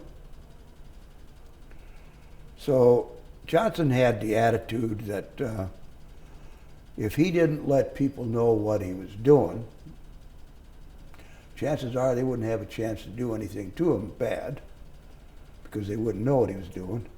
So he decided not to tell anybody what he was going to do. Now, in this case, he had to tell a couple people. He had to tell the pilot. He told my immediate supervisor, because he trusted him, and he told his number one guy, Jack Valenti, what he wanted to do. Well, our guys put it all together because we were going to be in Australia, and Australia's not too far from Vietnam or Thailand. And so it was just about Christmas, and sure enough, he wants to go see the troops in Vietnam. So we fly to Australia, and we go through the funeral and all that stuff, and we're going to take off for destination unknown. And I can't remember if there were one or two press planes accompanying us, plus a backup plane of our own. But that was Air Force, so that was our own, we controlled that. So the pilots of the press plane didn't even know what our destination was when we took off from Canberra. So we take off and we fly not toward the United States, but we fly toward Thailand. And we land over in Darwin, at the side of Australia, to refuel. And the press plane lands there to refuel. The press are madder than hell because the agents had instructions. When they land, lock them in a hangar, make sure there are no telephones available. Nobody can know where we're going. The press wanted to know where we were going. They wanted to file stories. So our relationship with the press deteriorated sufficiently right then and there. So we take off, we fly to Thailand, we land at Korat Air Force Base in the middle of the night. Some of the pilots had just come back from a bombing run over Vietnam, so Johnson wants to debrief them. Finally, he gets to go to bed for about 2 hours in some officers' quarters. Most people didn't go to bed at all. And then we get him up and we take off. We fly to Cam Ranh Bay in Vietnam. And we met there by Westmoreland. And as I'm getting off the plane, coming down the ramp, the advance agent's at the foot of the ramp. He says, Clint, he said, look down at the end of the runway. I said, see that plane sitting there? He said, yeah. He said, there's a pilot and a co-pilot in it right now. engines are running. If there's any incoming missile fire, your instructions are to take the president and Westmoreland, head for that aircraft, get on board, and get the hell out of here. Thanks a lot, you know. So we go through the entire procedure. Westmoreland, the president, are going to tour the troop, go in a Jeep around looking at the troops. So I get in the back of the Jeep with him, trying to cover Johnson's back as best I could. And then he wants to get off and walk into the middle of the troops, so I go with him into the middle of the troops. And all this stuff is documented in film. So then we get off, finish our time in Vietnam, we get airborne, and he now wants to go to Karachi, Thailand, or Karachi, Pakistan. He wants to meet with President Ayub Khan. So we have planes flying in every which direction, agents trying to get there ahead of Air Force One, and we land in Karachi, and Ayub Khan's there, and he's waiting in a hangar. We take Johnson off the plane, go in the hangar to see Ayub Khan, spend about an hour and a half, 2 hours out in talking to him, and get back on the plane. He wants to go to Rome. He wants to see the president of Italy, and he wants to meet with the Pope. So we arrived back in Rome, and we'd flown some helicopters in cargo planes over to Spain to stand by just in case. And when they had the word we were heading for Rome, they headed for Rome in the cargo planes, and they had to get the helicopters off the plane and put them back together before we could use them. Well, by the time we got to Rome, they weren't quite ready. So there were a couple of helicopters there at the airport, and we took them, borrowed them, and flew President Johnson over to see the president of Italy at his summer place.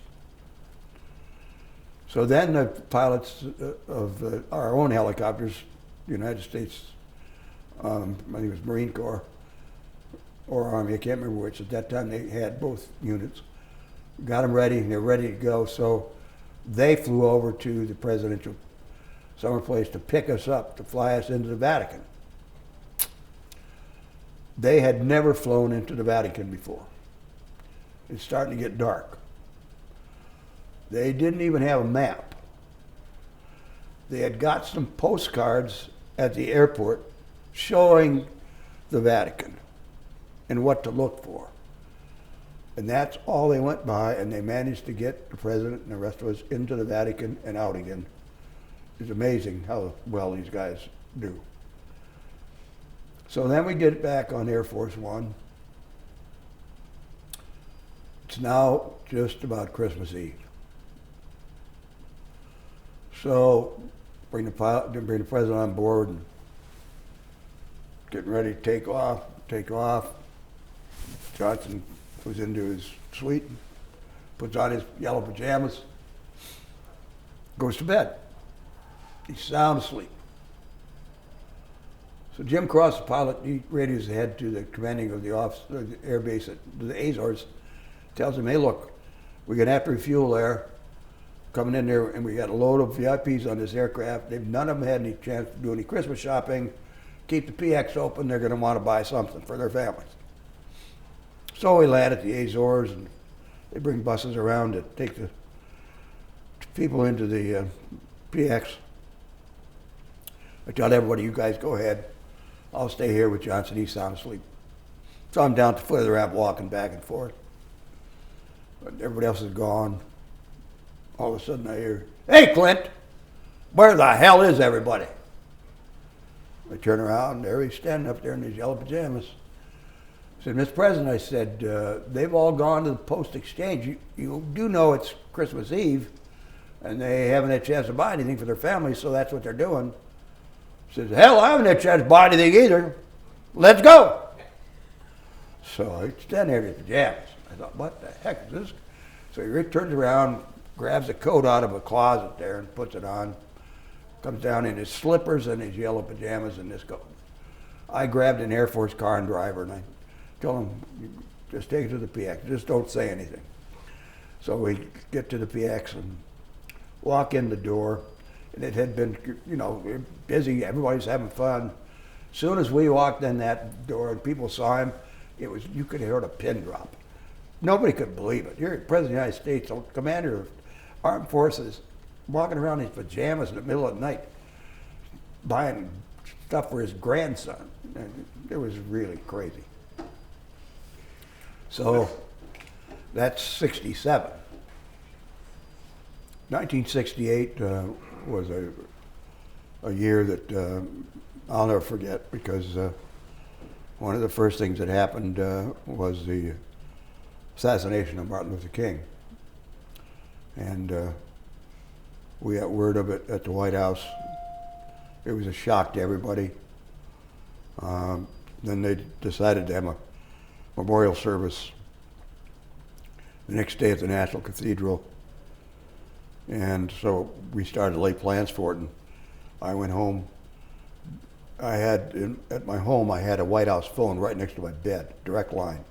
When it rang, it was either the White House operator or the president, always.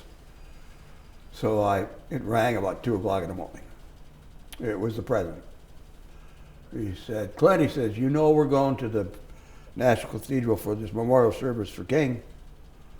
I said, yes, Mr. President, we're all set to go. He said, look, he said, I want you to, when we arrive there, I want you to get that car as close to the door as you can get it. When I get out of that car, I want you as close to me as white on rice during the entire services. I said, oh, don't worry, Mr. President. That's exactly the way it'll be. And that's what I did. I was just on him like closer than I'd ever been to anybody. So I guess he was pleased with that. Then June, campaign is going. Bobby Kennedy looks like he's probably going to get the nomination. He's out in California, and he gets shot. So they going to have the memorial service at St. Patrick's in New York, and then they're going to bring him to D.C. by train and bury him in Arlington National Cemetery near his brother. And so Johnson wants to go to the funeral in New York, and he wants to attend the burial services at Arlington. So Mr. Youngblood, who is really close to him, said that he wanted to go to that service in New York with him. So he came on Air Force One, and he was right next to him all the time during the services in New York. And we came back down to Washington. We waited at the White House, and we got word that the train was coming. Didn't get into D.C. till late that night, like 10 o'clock. And we went to the Union Station to meet it, and then we accompanied the motorcade over to Arlington National Cemetery, and I was there with President Johnson. I had a chance to briefly talk with Mrs. Kennedy at the Union Station in Washington, just to offer my condolences for the loss of her brother-in-law, and she inquired how I was doing, and that was the last time I ever saw her talk to Mrs. Kennedy. So then that fall, the election takes place, and Nixon wins. The Secret Service approached me and said that, you know, Clint, I was the SAIC of PPD at the time, Presidential Protective Division. Said, you know, you were with the Kennedys, you're with Johnson. We don't think you're going to get along with Nixon. We have a proposal. We would like to have you take over the SAIC of the Vice Presidential Protective Division. And I said, oh, okay.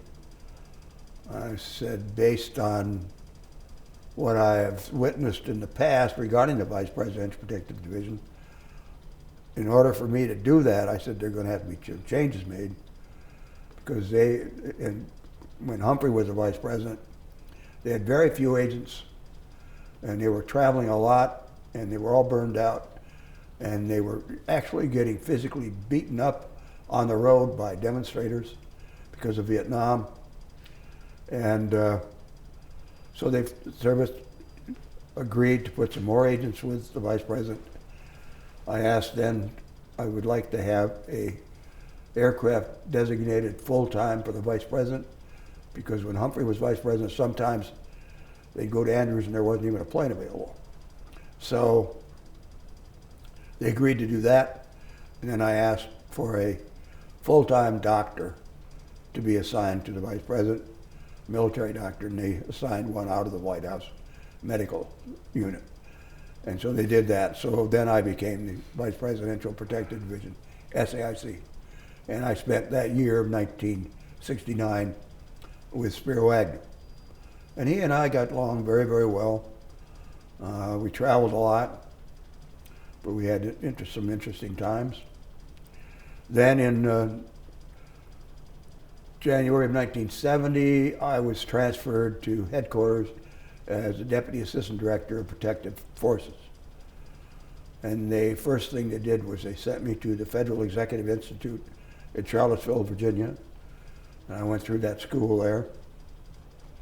Came back, I worked in the office of the Deputy Assistant Director, Protective Forces for the remainder of that year. And then in 1971,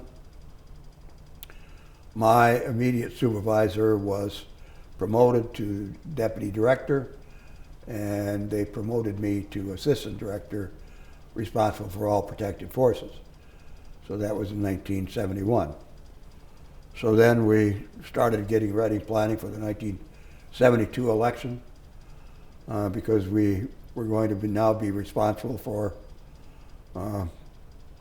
all candidates. Prior to Bobby Kennedy being shot in June of 1968, the Secret Service had nothing to do with presidential candidates until after the election.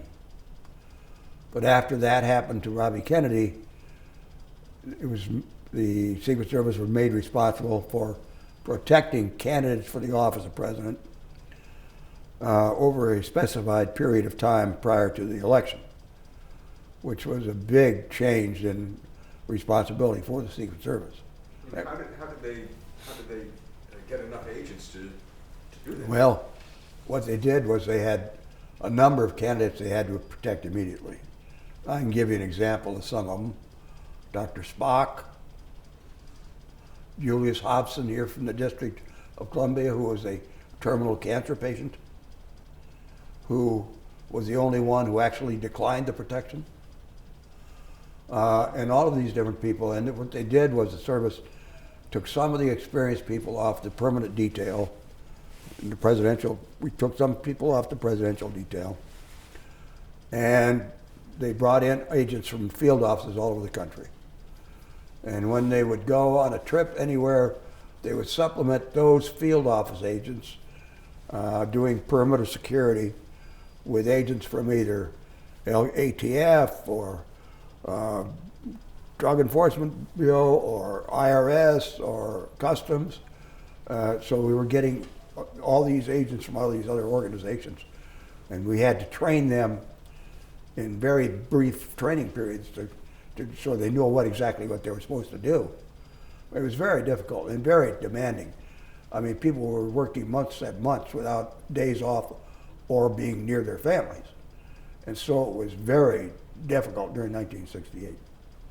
By 1972, we had made an adjustment that we knew we were going to have to do this. They had given us additional manpower, some, not a great deal.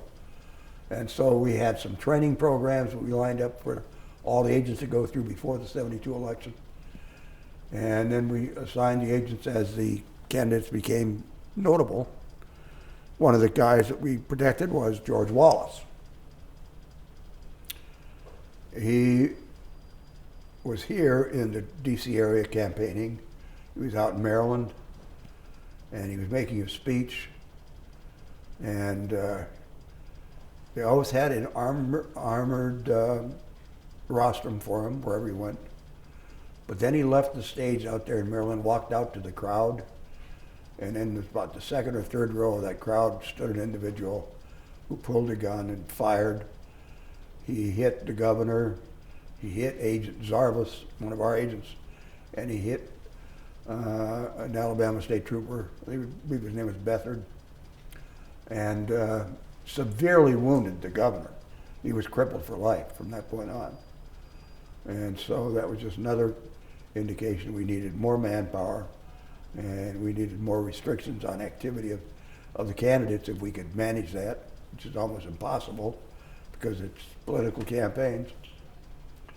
Then at that same time in 1972, the President of France came to the United States, and he had been to can't remember if he'd been in New York, but he went to Chicago, and when he was in Chicago, he and his wife got spit on by the crowd, unruly crowd. And Nixon was just incensed.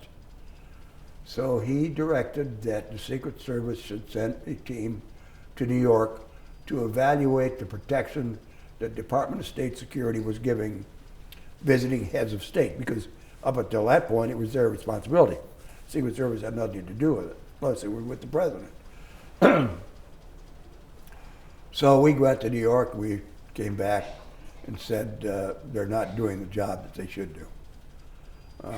They need more manpower, better training, more money. And Nixon decided, well, rather than do that, we'll just turn the responsibility over to the Secret Service. So then in that's 68, we had the candidate for president. Now in 72, we acquired the responsibility for all visiting heads of state, heads of government. And so it was now another manpower drain on the Secret Service. At some point along here, you started accepting women, right? 1971, a discussion was had, and I was part of the discussion, about hiring women as agents or as uniformed officers. And I was all for it because I knew what it was like being with Mrs. Kennedy. I could have used female agents hundreds of times. And so I was pushing for it. They decided that they would give it a try.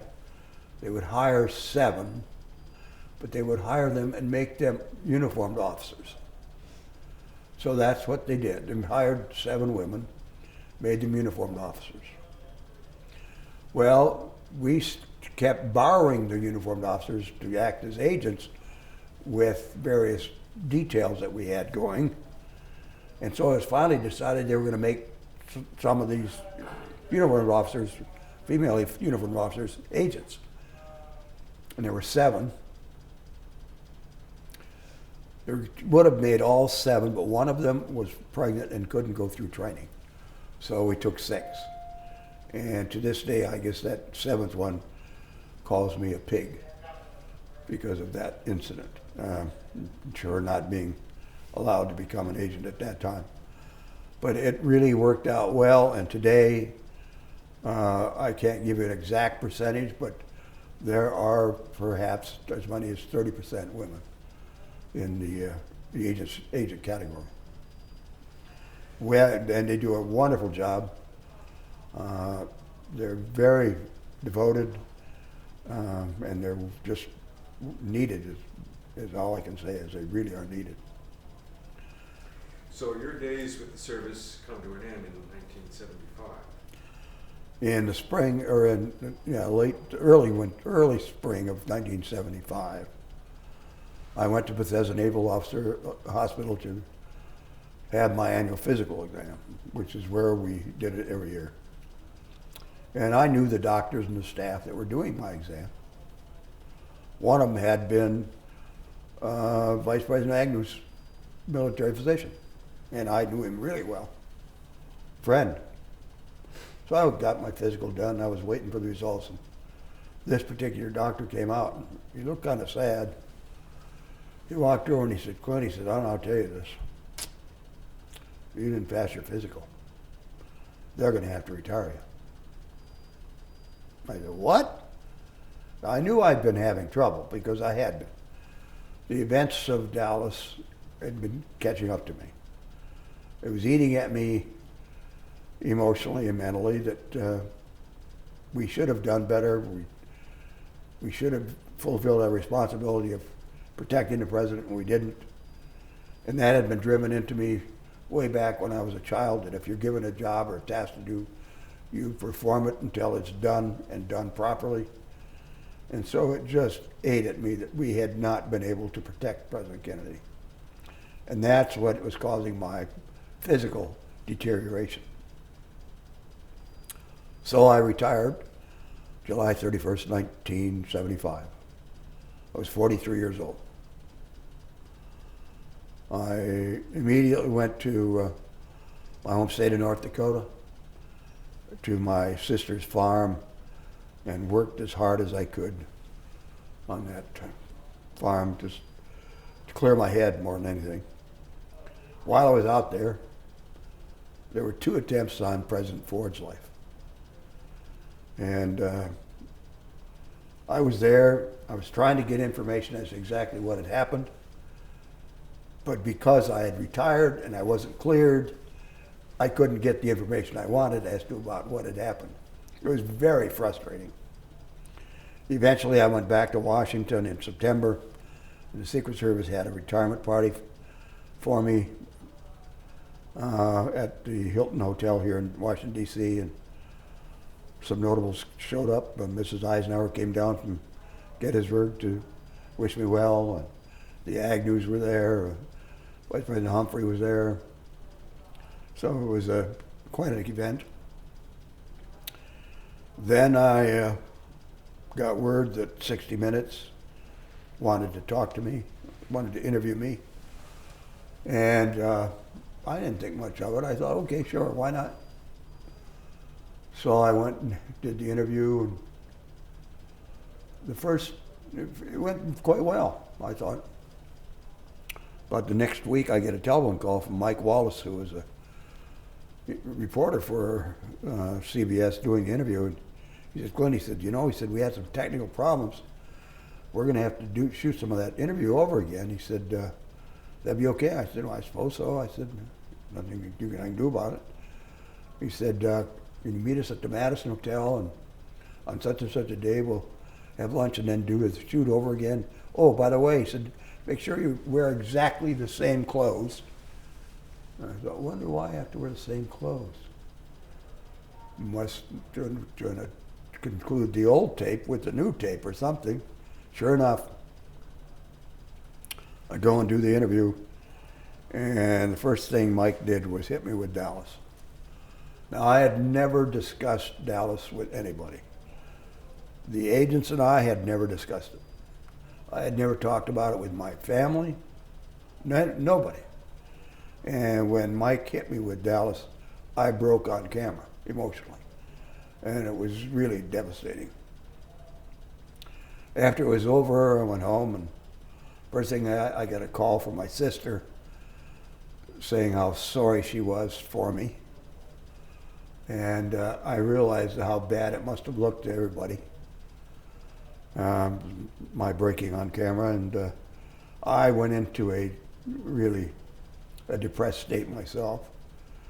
And it just got worse. And so I started to self-medicate because I couldn't sleep at night. So I would drink heavily. I kept people who made scotch in business.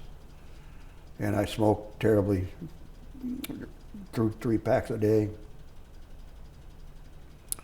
1982, my doctor came to me and said, Clint,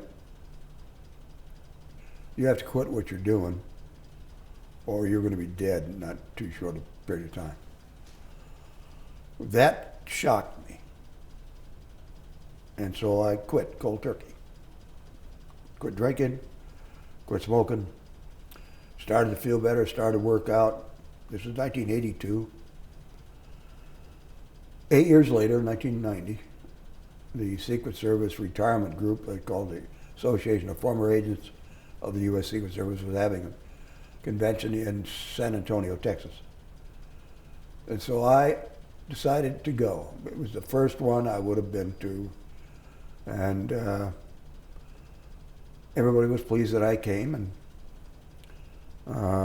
they were a little bit leery of how I was going to act, I think. I remember the first day attending a luncheon, and the waiter came around and took the orders for drinks. And when it came to me, you could have heard a pin drop. And I said, I'll have some iced tea. And everybody breathed a sigh of relief. But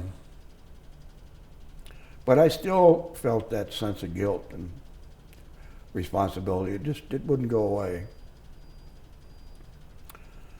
2009, a former agent who was a friend of mine, he had replaced me in the Denver office, and we had worked together on the detail. His name was Gerald Blaine. He had left the Secret Service a few months after the assassination and become in charge of security for IBM eventually. And then he also was in charge of security for a major oil company. But now he was retired, and he had decided he was going to write a book about the agents that were assigned to President Kennedy and what it was like and all of that thing. So he had apparently written this book, which is voluminous and wasn't going anywhere, and then he contacted a family friend, Lisa McCubbin, who he asked to help him rewrite what he had done, and so it would be something that they'd be willing to buy, you know, a publishing company. Jerry had not been in Dallas. He was on a midnight shift. He worked in Fort Worth, and he immediately went to Austin to get ready for the next night, the night of the 22nd. So he wasn't in Dallas. So when they got to the part of the book talking about Dallas, Lisa McCubbin said, hey, I need to talk to somebody who was there. Jerry Blaine said, well, the guy you need to talk to is Clint Hill, but he didn't talk to anybody. So she pleaded with him. So he said he would contact me and see if I'd be willing. So he called me up, and first I told him, no, I'm not going to do that. I'm not doing any part of it. And he kept on, and so finally I said, okay, I'll talk to her.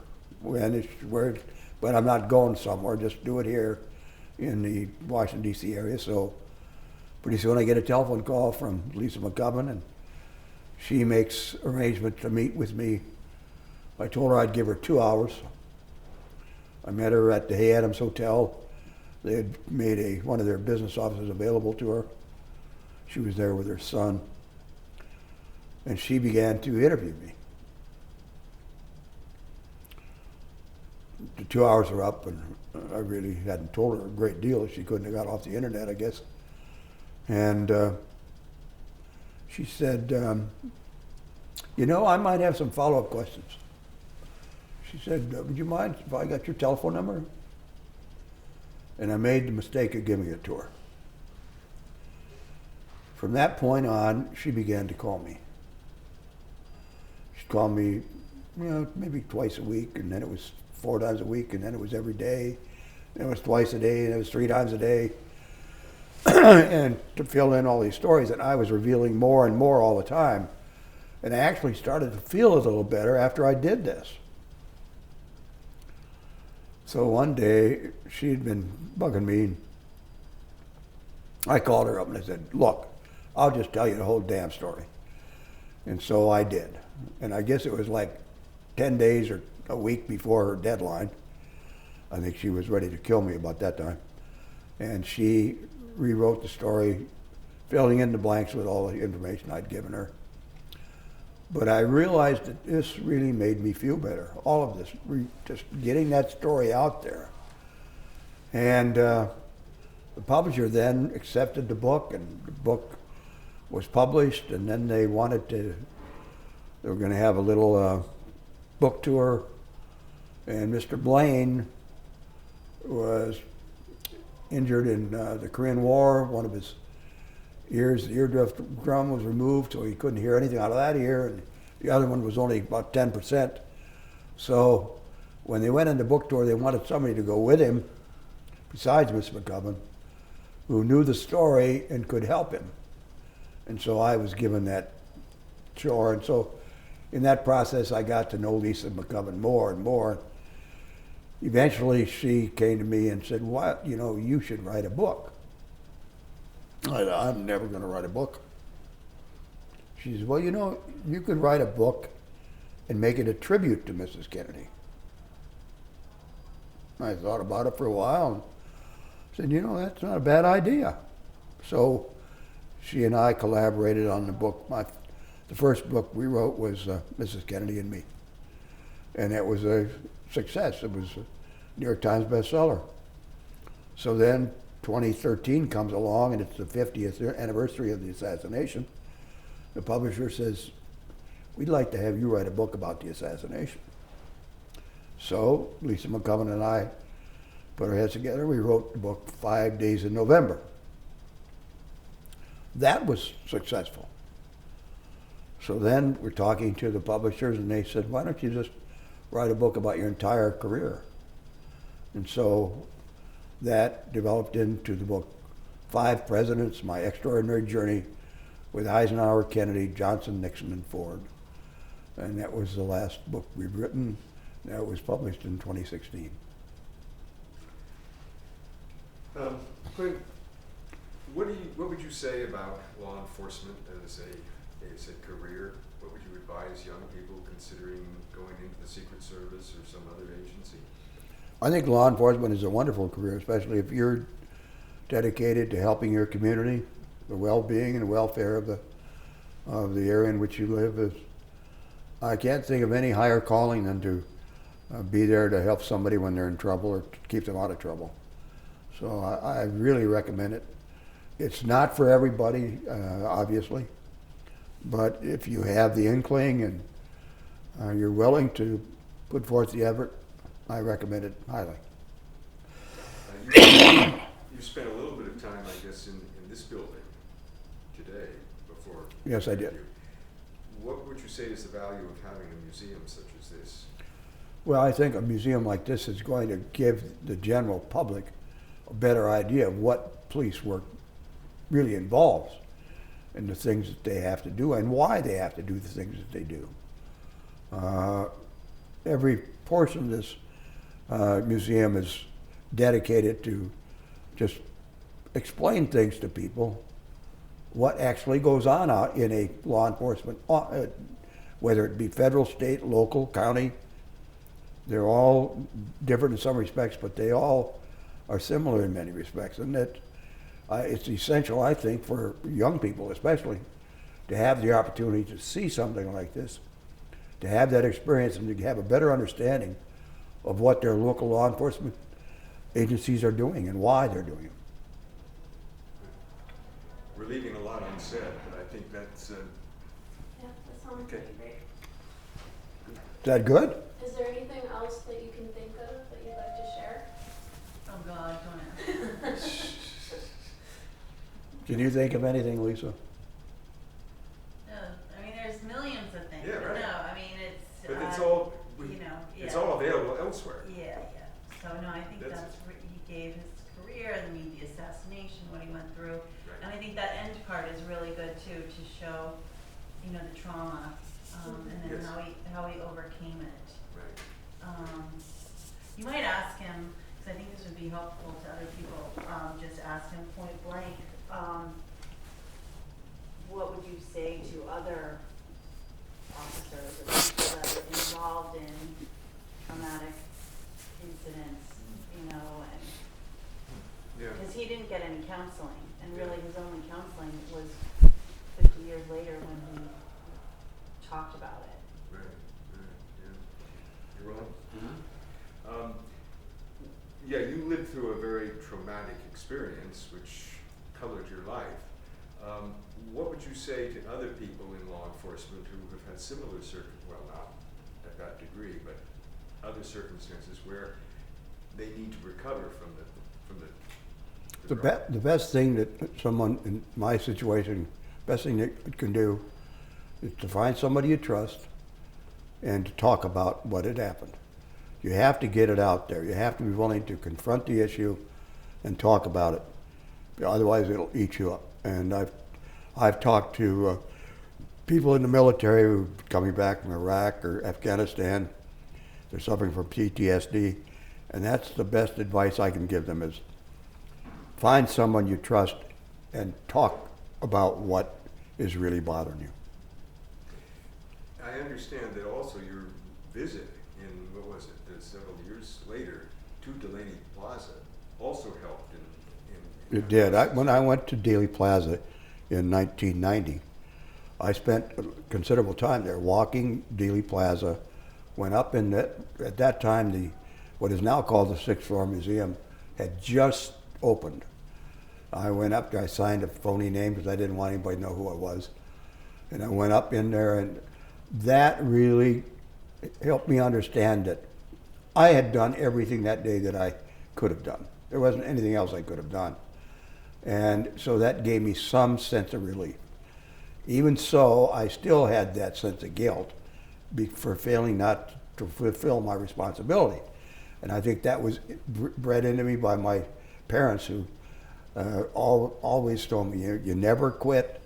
You always do the job right to the bitter end, no matter how much you don't like it. And I guess that stays with me all my life. Well, you know, everyone that's read your story or is familiar with it knows that you couldn't have changed anything in those No, I split know. seconds. I know. I know my sense myself, but it still bugs me. I mean, it just the fact that it happened, and there was really nothing. Considering everything, considering his attitude, the political situation at the time, his not wanting anybody up on top of the back of the car, and that developed the previous Monday in Tampa, Florida, because they were up in the back of the car, and he noticed them, and he told him he didn't want them up there anymore because of the fact he didn't want the people to feel there's anything between them and him. And it wasn't anything negative. I mean, he wasn't against the Secret Service. He was a real friend. I mean, we get along great with him. But All right. Good. thank you, so sir. much. Thank you. Thank you. No problem. It was very interesting.